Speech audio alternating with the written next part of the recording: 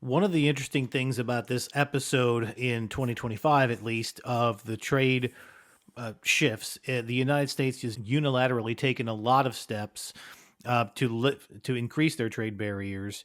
We haven't seen a ton of retaliation, China notwithstanding. The European Union, even the United States neighbors, instituted some retaliation and then backed off much of it.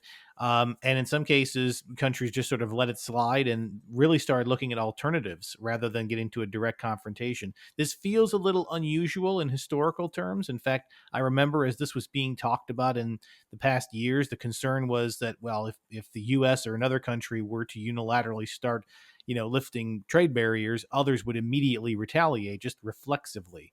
We haven't necessarily seen that. It's been a more thoughtful response. Yeah.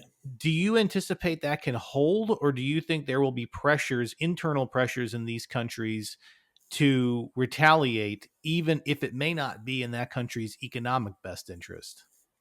Yes, I mean there's a political side to it, and in the case of China, I think there was a Chinese are very sensitive to any sort of humiliation or saving the face.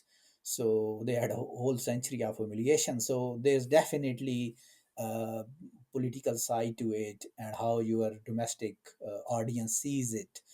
We did do some analysis at Leeds, in the University of Leeds, in the earlier days of trade war and soon after the Liberation Day.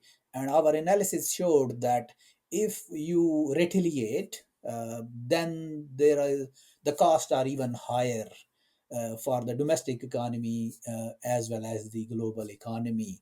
So, in the case of United States, Mexico, and Canada agreement, or in the case of the UK and European Union, or also in the case of China and US, the trade wars, if you retaliate against the US mayors, that increases the cost, overall cost for your economy and for the US economy and for the global economy.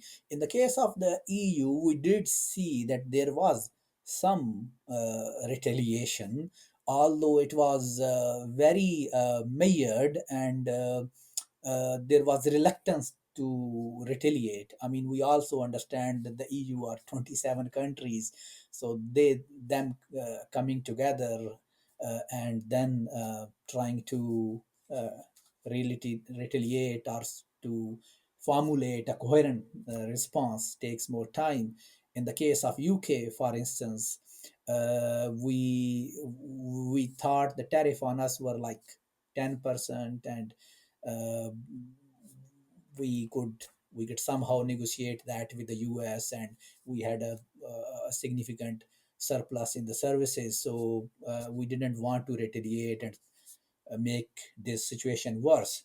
Whereas in the case of China, yes, they did retaliate very strongly, and there's uh, although China didn't want to get into this, and they have said this many times that they don't want trade war or any trade tension, but they retaliated like before in the previous Trump's regime. Their responses are more measured. For instance, they target those industries in the US, or those sectors. For instance, they target agriculture sector, and they don't, which affects the American farmers. Among them, I think there is a lot of support for Mr. Trump. So their measures, they take these factors into account.